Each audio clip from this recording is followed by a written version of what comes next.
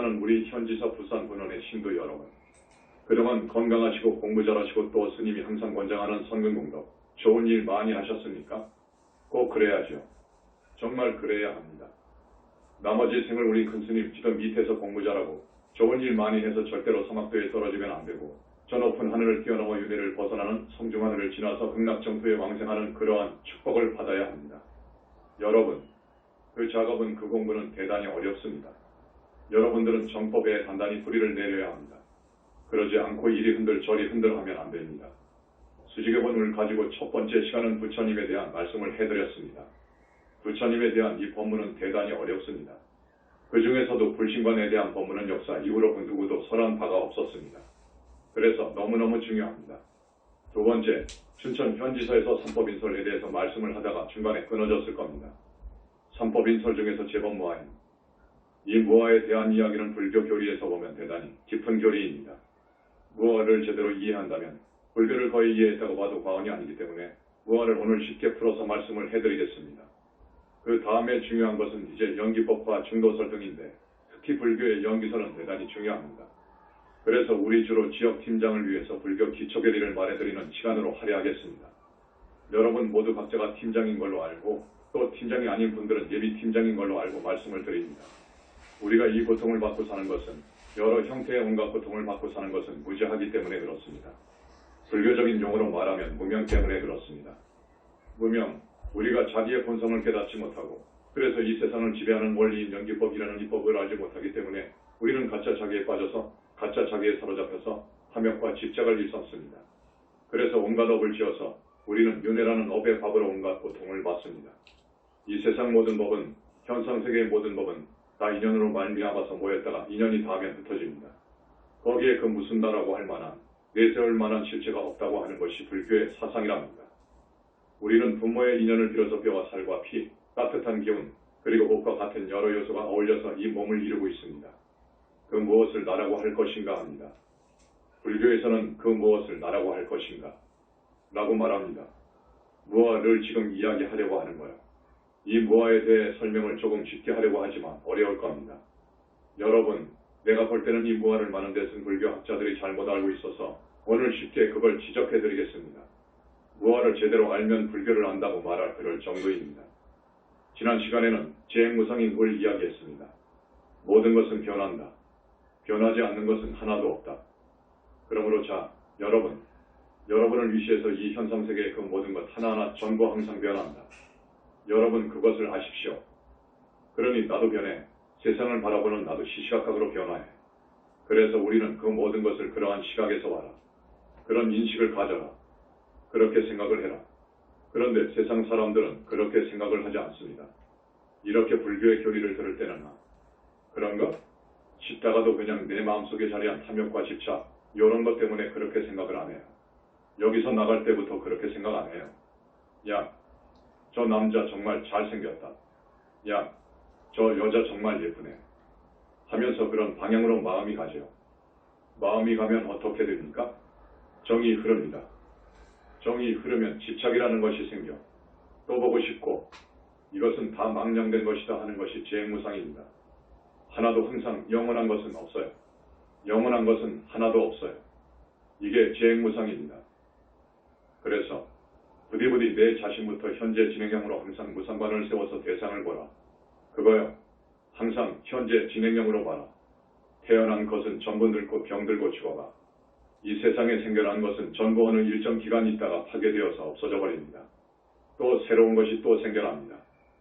항상 현재 진행형입니다. 태어나면 죽습니다. 재행무상은 그렇고 제법무아인 여기에 이 늘 붙여준 것은 이것은 움직일 수 없는 진리다. 그 말이요. 제법무아 이 말은 모든 존재에 나라는 실체가 없다는 뜻입니다. 이것이 불변의 진리라는 겁니다. 아까도 말씀드렸지만 모든 것은 인연으로 되어 있기 때문에 인연서생이라고 그래요. 인연으로 되어 있기 때문에 영원한 실체라는 것은 없다. 좀 어려운 말이지요. 조금 어려운 이 교리 책자를 보면 고정된 불변하는 실체는 없다라고 말합니다. 이 무아를 딱 정해져서 고정되어 변화하지 않는 알맹이가 존재하는 그런 실체는 없다라는 것이 제법무아의 해석입니다. 자, 가난뱅이가 있죠. 가난한 사람은 영원히 가난한 것이 아니에요. 영원히 가난할 수가 없는 거예요. 또 부자도 영원한 부자가 없는 거예요. 부자라고 하는 종자가 있는 것이 아니에요. 항상 변화하기 때문에 가난한 사람도 부자가 될 수 있고 부자는 또 가난해질 수가 있어요. 그래서 이것을 재벌3대라고 하죠. 재산이 3대를 못 내려간다는 뜻입니다. 또 권력도 명예도 그래요. 그래서 권불 10년이라는 말이 있어. 권세는 10년을 못 간다. 또 꽃도 화무 11홍이라고 그래요. 아름다운 꽃도 영원히 피어 있으면 오직 좋아. 근데 안 그래. 열흘을 갈 수 없어. 이와 같이 모든 것은 항상 변하고 있습니다. 또 여러분, 남자는 항상 남자인가? 3세를 두고 볼 때 안 그래요. 전생의 여자가 남자로도 오고 금생의 남자가 다음 생의 여자로도 가고 얼마든지 그럴 수가 있습니다. 여러분, 자기가 지은 업에 따라서 자기가 지은 연에 따라서 달라요. 그래서 항상 변하지 않는 고정된 실체가 없다 하는 것이 재범무화의 설명입니다. 그래서 이와 관련된 경전에는 참 유명한 경전이 있죠. 42장경의 한 구절에 있습니다. 돌을 닦는 자는 항상 자기 몸을 연구해 보아라. 자기 몸뚱이를 연구해 보아라. 육신은 흙과 물과 불과 바람의 기운, 이 네 가지를 합한 것이다. 이 네 가지가 미구에 흩어질 날이 있으리니 실상은 나라는 것이 없고 이 몸뚱이는 실로 물 위에 거품과 같은 것이니라. 그랬어요. 그러니까 이러한 내용은 여러분들이 재범무아인을 이해하는 데 도움이 될 겁니다. 자, 그런데요. 이 재범무아인 가운데 무아라는 말이 대단히 깊은 의미 있어요. 소위 대승불교 학자들이 공부를 많이 했다고 하는 학자들이 무아를 잘못 해석하고 있더라고요. 그래서 이게 문제구나 하는 생각을 합니다. 특히 유식계통의 학자들은 안 그러는데 중간계통의 대승불교 학자들은 나분이 무아를 어떻게 생각하느냐 하면 우리 모든 중생에게는 불성이 있다고 하죠. 그런 말 많이 들었을 겁니다. 불성이 있다. 그런데 그 있다까지도 꼬투리 잡아요. 불성이 있다는 사실까지도 꼬투리를 잡아요. 이와 같이 무엇이 있다고 한다거나 어떤 실체가 있다고 하는 것은 불교의 명제인 무아설에 배치된다. 그거요. 그러면 저기 바라문교의 아트만 사상과 다를 게 뭐냐 하고 이렇게 고집습니다. 그리고 또 하나의 사상이 열애장이라고 하는 사상이 있는데 그 사람들은 열애장 사상은 불교가 아니라고 합니다. 열애장이라는 실체를 인정하는 것은 무아설에 어긋나기 때문에 그런다고 합니다. 그래서 내가 그 사람들한테 질문을 던집니다. 자, 그들이 주장하는 것처럼 아무것도 없는 무아라 하자. 그러면 부처님이 대반열반하시면 부처님 죽음은 대반열반이라고 합니다. 부처님의 몸뚱이도 부처님의 정신도 다 진짜가 아니고 뭐라서 다 가짜라는 것이 됩니다. 또 근원자리로 되돌아간다고 하면 부처님이 대반열반하시면 본래의 자리 혹은 정열 그것과 하나로 기합한다고 하거든요. 자, 기합한다고 합시다. 그럼 부처님이 다시 몸 받아올 때 그 무엇이 판단하고 결정을 내리느냐? 그 무엇이? 이렇게 질문하면 그 사람들은 설명을 못해요. 부처님이 불과를 이루어서 우주가 하나가 되어서 대반열반에 들 때는 그공과 그 정열과 하나가 되어버린다고 할지라도 다음 세상의 중생을 제도하기 위해서 오시기도 하거든요. 부처님들이 오십니다. 오실 때는 업이 없으니까 그 태어날 국토와 시대와 부모와 모든 것을 정해서 내려오시거든요. 원력수생. 업이 없기 때문에 가능한 한 왕궁으로 오신다고요. 왕족으로 몸 받아오신다고요. 그렇게 오시는데 중간계통의 대승불교학자들과 일부 선불교 수행자들도 무아를 이야기할 때 나라고 하는 실체가 없다고 해버리면 나가 없다고 말하면 부처님은 불과를 이루셔서 정열로 돌아가서 개합이 되어버렸으니 다음에 중생제도 하러 오실 적에는 그 무엇이 생각하고 결정하고 판단하고 뜻을 일으켜서 오시냐? 그거요. 그 무엇은 뭐냐? 그거요. 그들의 말대로 한다면 올 수가 없지. 완전 공이 되어버렸으니까. 근데 오시거든요. 그 다음 너희들은 도대체 육도인회를 인정하는 것이냐? 인정 못하는 것이냐? 육도인회를 인정한다면 윤회의 주체가 있어요. 육도인회를 해. 근데 주체를 부정해버리는 너희들 그러면 무엇이 윤회를 하느냐? 그거요. 윤회의 주체를 인정 못한다면 무엇이 있어서 윤회를 하느냐? 그것이요.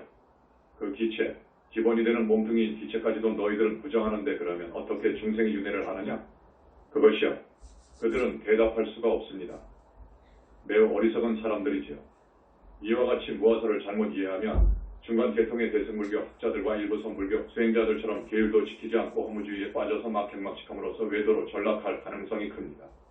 또 그들은 지옥 극락 귀신 영혼까지도 부인하는데 그렇다면 무엇 때문에 승려가 되고 부처라고 하는 실체가 없는데 불공은 무엇 때문에 드리고 천도제는 무엇 때문에 하는가? 이건 완전 허무주의에 빠져있는 것이 아니냐? 이렇게 묻고 싶습니다. 그런데 그들도 가끔 부처님 이야기를 하고 그들의 구미에 맞지 않거나 그들의 코드에 맞지 않는 법문을 하면 저 사람은 불교도가 아니다. 천마에 섭했다. 마경에 빠졌다고 하는데 그러면 마천마 이것은 실체가 아닌가? 엄연한 실체죠. 도대체 실체가 없다고 부정하는 너희들 천마는 또 무슨 말이냐? 그리고 부처님은 물론 깨달아서 증한 성자들 큰 스님들은 참 드물지만 그분들이 반열반에 들 때 그분들이 죽으면 반열반이라고 합니다. 그분들도 신문을 보면 정멸과 비로소 이제 개합을 하셨다 이렇게 말하거든요. 과연 정멸과 개합해서 무아가 되어나가 없어진 것으로 보느냐? 또 아무리 박철대왕 큰 스님이라 하더라도 내가 보기에는 억겁의 업장이 완전히 소멸된 것도 아니고 또 탐진 지대발번뇌가 완전히 없어져 버린 것도 아니고 다성의 습과 기도 완전히 없어지고 소멸되어야 거기가 붓다인데 그 사람들은 붓다도 아니거든. 그러한 큰 스님들이 죽으면 어디로 갔느냐? 그들도 무아가 되어 없어져 버린 것이냐? 그것이요. 이러한 질문에 대해서 대답을 못합니다. 무아라는 것은 없을 무, 나, 즉 내가 없다 그 말이에요. 나라고 하는 실체가 없다 그거요. 철저히 무아 입장에서 보는 그 학자들 내지 스님들에게 들어봐라 혹은 대답해봐라 하고 물었는데 여러분 내가 없다면 어찌 되겠습니까? 내가 없다면 이것은 종교도 아니고 아무 가치가 없는 거예요. 우리는 따를 필요가 없어요. 이것은 완전히 나가 없다고 나를 부정해버린다고 하면 이건 아니요. 우리는 희망도 없고 노력할 필요도 없는 것이요. 또 승려가 될 필요도 없고 모두가 무거움인데 뭐 때문에 승려가 됩니까? 나라고 하는 실체를 완전히 깡그리 부정해버린다면 그건 모순입니다. 지금 이 세상에서 정의, 도덕, 용기, 미덕, 사랑, 자비, 지혜를 강조할 이유가 없어요. 내가 없다면 보람도 가치도 주장할 근거가 없어요. 효도도 연불도 모두가 필요 없어. 무엇을 위한 삶입니까? 그처럼 허무적인 무아라면 머리 깎고 수행할 필요가 없어요. 안 그럽니까? 나는 그렇게 보거든요. 나가 없는 건 아닙니다. 무아라고 해서 나가 없는 건 아닙니다. 유식학파에서는 아리야식을 인정합니다. 잘 본 겁니다. 나가 없는 거 아니요. 불교 이전의 바라문교, 지금 힌두교에서는 윤회의 주체를 인정합니다. 아트만이라고 합니다. 그리고 그 당시 불교, 힌두교, 바라문교와 어깨를 나란히 했던 자인학교가 있습니다. 자인학교도 사상적으로는 대단히 깊습니다. 완전 무소유를 주장하고 또거리를 활보할 때도 완전히 나치로 다니는 구도승이 있습니다. 그 자인학교입니다. 이 자인학교에서도 윤회의 주체를 인정을 했습니다. 영혼의 업이 부착된 일종의 신체, 곧 업신이 있어서 새로운 삶을 이렇게 자꾸 이어간다고 했습니다. 이것이 정확한 진리는 아니지만 일리 있는 말인 거예요. 근데 대승불교학자들은 그걸 외도설이라고 합니다. 아니요. 여기에 일리가 있어요. 이 말은 맞는 거예요. 내가 볼 때는 여기다가 조금 더 추가하면 좋겠다. 그거요. 한 걸음 더 나갔으면 좋겠다 하는 거예요. 지금 힌두교 신자들이 10억이 됩니다. 그 철학은 대단히 오묘합니다. 그 힌두교처럼 포용력이 있는 종교는 없습니다. 그걸 함부로 깡그리 폄훼한다는 것은 너무한 거예요. 자기들 눈도 못 떠놓고 눈 떠보니까 이건 일리가 있어. 이 말은 맞아요. 그러나 불교의 무아 더 깊은 의미가 있죠. 자, 내가 없다는 것이 아니라 조금 어려운 말입니다. 비본질적인 것, 그것이 무엇이냐 하면 업장, 탐욕, 스티 등 이런 것들이 도덕도덕 나한테 붙어 있어요. 그처럼 업력으로 오염된 나를 부정한 겁니다. 나라는 존재 자체를 부정한 건 아니에요. 그 오염된 나는 윤회할 수밖에 없는 것이기 때문에 찌꺼기를 빼버리라 그거예요. 찌꺼기를 다 빼버리고 남는 이것은 찌꺼기가 빠진 정도에 따라 아니요. 보살이요. 붓다입니다. 부처님은 완전히 그 찌꺼기가 다 빠져버린 거예요. 저번에도 스님이 이야기했나요? 아라한에서 붓다가 되는 데는 정말 많은 찌꺼기가 씻어져 내려가야 된다고. 스님이 아마 드럼통 이야기를 했을 겁니다. 10드럼도 더 된다고 찌꺼기가. 검은 물, 먹물, 수행하면 그것이 빠져나간다고요. 그래서 그것이 다 빠져나가고 하면 청정한 나 자신을 얻습니다. 청정한 그 경계로 들어가면 어떠한 경계를 맞이해도 흔들림이 없어요. 아무리 절세미인이 유혹해도 흔들림이 없는 거예요. 그것으로부터 자유로운 거예요. 내가 또 아무리 화가 날 그런 경계를 당해도 화가 안 나는 거예요. 이 정도로 청정해져야 거기가 아라한이라고 합니다. 근데 아라한이 생을 바꾸어서 보살이 되고 붓다가 되기 위해서 다시 인신을 받아온다고 했잖아요. 그때에는 그릇을 키워옵니다. 그래서 도타행을 하고 보살행을 하고 잘 수행하면 그 찌꺼기가 더 빠진다고요. 빠지고 더 빠지고 씻어지고 더 씻어지고 정화되고 더 정화되고 하여 보살 정도에 가면 몸에서 광기가 난다고요. 이 몸뚱이도 기공부나 명상을 많이 한 사람들은 큰 스님에게서 나가는 것을 좀 볼 겁니다. 보살 정도 되면 그 영체가 영혼체가 빛을 띠고 있습니다. 아주 현란한 빛을 띠고 있고 그 정도로 청정해지면 또 찌꺼기가 억겁에 또 억겁에 그리하여 나의 작업 동안의 모든 억겁은 내와 습과 기등 등이 전부 씻어져 내려가 버리면 빛을 발하는 거예요. 빛을 발해. 청정한 몸이 아니라 이제 빛을 발하는 거예요. 더 나아가면 빛덩어리가 된다고 했잖아요. 그 정도 돼가면 완전히 생사의 탈이 되고 자제해버립니다. 붓다가 되면 대자유를 얻는다는 것, 대열반을 얻는다는 것, 완전히 생사에서 자제한다는 것. 미래제가 다하도록 자기 원에 따라서 언제라도 나고 죽는 것을 마음대로 할 수 있다는 것. 이것은 부처의 경지에서만 가능하다는 것. 왜냐하면 성신을 갖추고 있기 때문에 그런 것입니다. 불과를 이루면 이 몸을 화신이라고 합니다. 저기 절대세계에 보신이 있다고 했거든요. 빛으로 이루어진 빛의 존재인 불신, 이것을 원어모신 또는 보신이라고 했죠. 무량광으로 이루어진 불신을 둔다고 그랬습니다.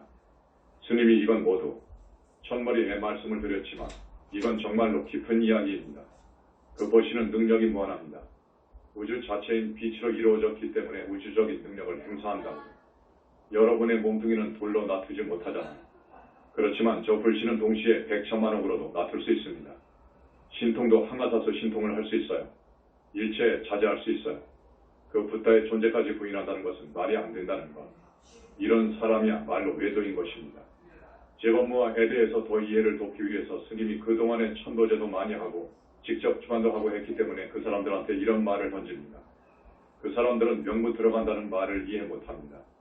경전에는 없어요. 중유 나고만 있어요. 가운데 중있을 유중유. 중유라는 말은 윤회하는 삶의 가운데 존재하는 것을 의미합니다. 죽은 후 500년, 1000년이 지나가더라도 명부에 못 들어가는 경우가 많습니다. 한 7, 8, 100년 전 노비로 살다가 자살한 총각의 죽음 시간은 정지가 됩니다. 그러니까 죽을 때 그 모습, 그 얼굴, 그 생각입니다. 그래서 불러서 대화도 가능해. 너는 어떻게 살다가 죽은 사람이냐? 저는 평생 노비로 살았습니다. 라고 말해서 알지요. 여러분, 아마 여러분 가운데 천도제 하신 분들은 여러분 집안의 일대 무주원으로 아직도 명부에 못 들어간 분들을 스님이 불러주었을 겁니다. 이것은 부처님께서 그 죽는 장면을 보여주십니다. 여러분의 아버지 쪽, 가령 이 정도는 천도해 주어라. 5명, 7명, 10명 정도는 해주어라. 해서 딱 보여주는데 노비로 살다 자살한 총각을 보여준다고요. 그 자살한 장면을요. 부처님의 능력이 무한하다니까요. 여러분은 상상도 할 수 없다니까. 근데 부처님 이야기를 하면 외도라고 하고 사입이라고 합니다. 아무것도 모르고 무턱대고 뭐하라고 들이대는 그들이 알고 보면 외도입니다. 부처님을 능멸하고 부처님의 시선을 믿지 않는 그들이 진짜 외도입니다. 그래서 지금 말하는 거예요. 한 500년 전에 산에서 나무찜을 지고 오다가 쭉 미끄러져서 낭떠러지에 떨어져 죽은 아저씨가 있더라고요. 그대로 그 장면을 부처님이 보여주신단 말이요. 청천년색으로. 그러면 받아 쓰는 거예요. 구체적으로 알 수가 있어. 몇 대 선조인지도 알 수 있고 당신 몇 살 때 죽었어? 하고 물으면 나는 32살 때 죽었습니다. 라고 말을 합니다. 태풍으로 집이 무너져 압사한 일가족 5명, 부모 그리고 애들. 몇백 년 전에 죽어서 지금도 그 죽음 세계에서 명부에 들지 못해서 배가 고프고 춥기 때문에 그들의 관심은 배가 고프고 춥고 이것을 해결하는 것밖에 없어요. 그러니까 그 이유는 상상해보세요. 남편의 매질에 못 이겨 약먹고 자살한 여자. 그대로 자살한 장면을 보여준단 말이야. 소발길질에 채여서 죽은 농부. 낚시질하다 실수로 물에 빠져 죽은 50대 남자. 치매로 집 나가 웅덩이에 빠져 죽은 여자 등. 자, 경전만 연구해서 학자네 하고 영혼이 없다고 하는데 이거 알 턱이 없지요. 알 수가 없지요. 벼락 맞아 죽은 할아버지, 지풀에 타 죽은 부자 아버지와 아들, 심장마비로 죽은 남자, 무당으로 살다 죽은 50대 여자, 진주단지 모셔놓고 빌며 살다 죽은 할머니, 아기 낳다 난산으로 죽은 25세 여인과가 태어나네. 약 먹고 자살한 아저씨, 정신 이상이 되어 자살한 20대 여자, 군에 가서 생매장 당해 죽은 총각, 50년 전에 가설무대에서 노래 부르다 병들어 객사한 남자, 집 나가 떠돌다 몸에 자살한 남자, 개가 된 남자. 자, 축생으로도 빠지는 경우도 있습니다. 축생으로 먼저 가는 사람도 있어요. 심장마비로 물속에서 죽은 여자, 간질병으로 결혼 못하고 죽은 여자, 중풍으로 살다 자살한 아주머니, 열병으로 죽은 5살 먹은 동자, 강간당하고 목 줄려 죽은 여자, 길에서 피살당한 남자, 간경화로 죽은 남자, 교통사고로 죽은 아주머니, 낭떠러지에서 떨어져 자살한 남자, 백혈병 앓다 죽은 남자, 운등병으로 살다 죽은 여자 등 많은 무지고원들을 접합니다. 그들을 접해보면 그 사람들은 한결같이 자기들은 저 세상에 없다고 생각했답니다. 그런데 여전히 있다는 거예요. 그런데 그 무지고원들은 살았을 때의 모습 그대로입니다. 매번 영체로 사니까. 스님이 영체에 대한 법문은 아직 안 했습니다. 1, 2, 3, 4번 영체가 있다 했습니다. 이것은 바라문교에서 이야기하는 나트만이나 또 자이나교에서 이야기하는 그 업신이나 비슷한 개념으로 봐도 좋습니다. 나는 그 사람들의 업신 나트만 사상을 인정해 줍니다. 여기서 한 걸음 더 나아가야 합니다. 그런데 이걸 깡그리 부인해버리고 무아가 불교이냐 부처님의 가르침이냐 무조건 들이댑니다. 무아를 잘못 해석하면 중대할 필요도 없다니까요. 여러분, 그런 무아라면 불교 믿을 필요도 없어. 뭐 때문에 불교 믿고 착하게 살아야 하나요? 적당히 살아야지요. 아무것도 없다고 확신한다면 말입니다. 여러분 아무것도 없다고 하면 그것이 말이 됩니까? 이건 말이 안 되는 거예요. 그래서 사람들은 나와 나의 것이라고 집착하는 명 때문에 탐욕 집착 때문에 근심하고 괴로워하는 것이니 집착 탐욕 이런 것을 털어버리라 하는 의미에서 무아를 말씀하신 것이요. 실천 수행하라고 방편으로 무아를 말씀한 것이요. 자기의 더러움을 털어버리라는 의미에서 나라고 하는 주체까지도 부정해버리라는 무아가 아니라 나에 대한 집착, 그로 인해 이적이고 소적인 것을 털어버리라는 의미에서 무아를 말씀하신 거예요.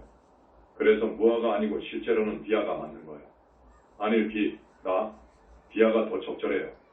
중생들은 탐진치가 나의 피와 살이 되어버렸어. 그러한 그것을 부정한 거예요. 그러면 안 된다는 겁니다. 그러므로 거기서 모든 탐진치, 삼독, 교만, 또 의심, 108번뇌, 그리고 지금까지 살아온 업, 지은 업장, 또습, 기 이런 것을 전부 닦아서 씻어버리라는 의미예요. 그러니까 붙어있는 그것을 비하라고 해요. 이것은 참 나가 아니지. 오염된 영체에 비본질적인 것을 비하라고 하는 겁니다. 그런데 그냥 송두리째 무아해버리면 안 된다 그거지. 그 다음에 이 현상세계의 진리로. 세 번째는 일체계고라고 합니다. 일체계고인, 이것은 여러분들이 나보다 더 잘합니다. 모든 것은 괴롭다. 전부 고통이다. 모든 것은 괴로움이다. 여러분 세상 살만합니까? 대부분 아이고 지겹습니다라고 말합니다. 그래서 일체계고라고 그럽니다. 무상하기 때문에 그런 겁니다. 고통이 왜 오는 걸까요? 무상은 무상으로 봐야 하는데 집착 탐욕을 갖고 보거든. 특히 여성들은 아름다운 얼굴을 100년, 1000년 유지할 줄 알아. 1000년, 만년 살 줄 알아. 무상을 무상으로 봐야지 그렇게 보면 안 되죠. 그래서 고통이 오는 거예요. 죽는 것도 고통이고 또 사랑하는 사람과 헤어지는 것도 고통이에요. 또 원수진 사람하고 외나무 다리에서 만날 때도 있는데 이거 고통스러운 거예요. 좋은 이야기도 많은데 오늘은 교리 시간이니까. 그 다음에 네 번째, 열반적 정인이 있습니다. 그래서 이 일체계고인을 빼고 열반적 정인을 넣어서 삼법인이라고도 하고 일체계고인까지 넣어서 삼법인이라고도 합니다. 스님이 지금 이야기하는 것은 이 현상세계를 크게 묶어서 진리를 이야기한 겁니다. 열반적 정인, 이것은 도대체 무슨 말이오? 교리책을 보면 뭐가 뭔지 모르게 써놨거든. 어려운 용어로 써놓았는데 아무리 읽어봐도 이해가 잘 안 될 겁니다. 스님이 아주 쉽게 말씀해 드릴게요. 자, 우리 현지사는 부처님에 대한 믿음을 강조하면서 수행을 합니다. 그리고 수행법도 역사에 없는 칙명연불 수행법인데 물론 기존에 칙명연불 수행법이 있습니다만 그 수행법하고 상당히 다릅니다. 경전 잃고 다라니 하고 그리고 칙명연불을 하는 우리 수행법에 대하여 조금 이야기를 해야 되겠어요. 이 부분에 대해서 이렇게 해야 합니다. 반가부자 하는 것이 가장 이상적입니다. 여러분, 반가부자 한번 해보세요. 반가부자 아시죠? 왼쪽 발을 오른쪽 무릎 위에 올려놔요. 그리고 똑바로 이렇게 앉는 거예요. 이게 반가부자법입니다. 허리뼈가 다 반듯해야 돼요. 반듯하게 앉아야 마음이 정직해집니다. 몸뚱이가 그러시니까.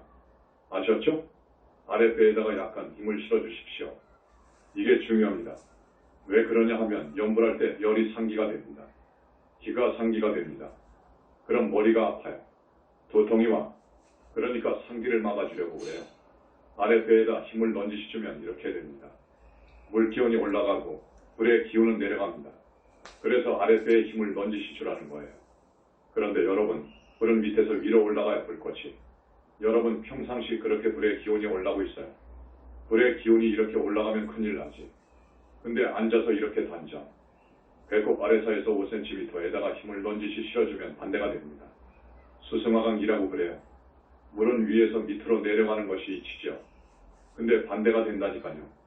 그래서 물의 기운이 위로 올라가고 불의 기운은 밑으로 내려가죠. 반대가 되죠. 그러면 건강에 좋은 거예요. 우리가 평상시처럼 살면 불의 기운이 항상 위로 올라갑니다. 그러면 모든 중요한 장기가 다 위에 쪽에 있는데 장기를 다 태운다고요.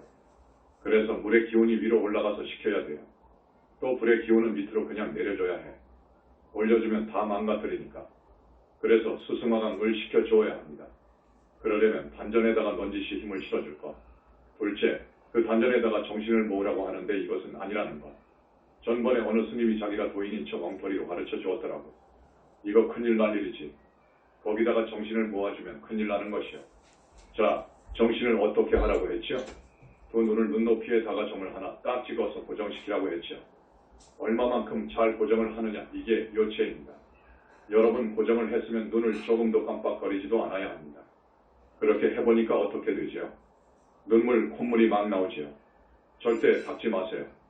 거기다가도 정신을 팔리지 말아두고요. 오직 그 점에다가 고정해서 들어보세요. 그러나 망상 피우는 녀석이 있어요. 이놈을 하나로 묶어주면 좋은데 여러분 공부해보면 1분, 2분, 5분 가면 어떻습니까? 망상을 피우는 놈이 있어. 그걸 마실 다니는 놈 그래. 마을 마실 다니는 놈. 그 망상 피우는 그놈에게 공부감을 주어야 하는데 왜 그러느냐. 중생은 마음을 이 생각을 하나로 모아야 하는데 공부가 잘 안 되는 사람은 집중이 잘 안 됩니다. 여러분 집중이 잘 될기가 안 돼. 이거 안 돼. 참선해본 사람 잘 알아. 옛날로 돌아가서 전 먹을 때까지도 생각해. 이것이 돌아다니면서 별 생각을 다 해. 하나로 안 모아져. 하나로 모아지면 다 도통했게. 그래서 차라리 둘로 나누어 과제를 공부감을 주는 겁니다. 이놈은 돌아다니길 좋아하는데 공부감을 주면 공부시키면 잘 안 듣는다고요. 그러나 공부감을 주어서 공부하도록 시키세요. 자, 부처님 공부는 석가모니부를 칭명을 하되 마시 다니는 망상 피우는 놈한테 금강반야바라미를 꼭 부르도록 시킵니다. 그것도 똑같이 동시에 해야지 석가모니부를 하고 쉬었다가 금강반야바람이라는 이런 분들도 있어요. 그건 아니라는 것. 동시에 하라는 것. 그래서 이 연불수행은 하등기가 하는 것이 아니고 정말 상등기가 하는 공부가 여기 현지사 연불수행법입니다. 그래서 입으로는 석가모니불 연불을 하면서 마시 다니는 놈한테 동시에 금강반야바라미를 잘하게 하면 여러분한테 여러 가지 이익이